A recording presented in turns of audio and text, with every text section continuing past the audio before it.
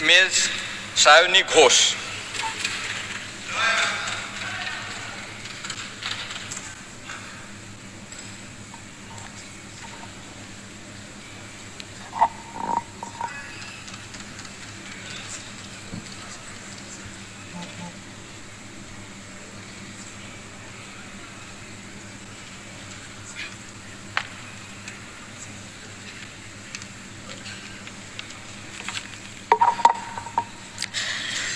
আমি সায়নী ঘোষ লোকসভার সদস্য নির্বাচিত হইয়া ঈশ্বরের নামে শপথ করিতেছি যে আমি বিধি দ্বারা প্রতিষ্ঠিত ভারতের সংবিধানের প্রতি প্রকৃত বিশ্বাস ও আনুগত্য পোষণ করিব।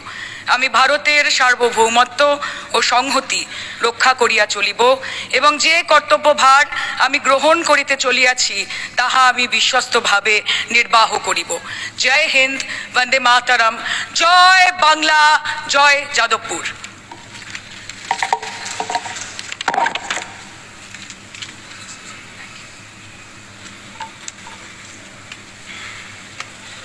श्रीमती माला रॉय।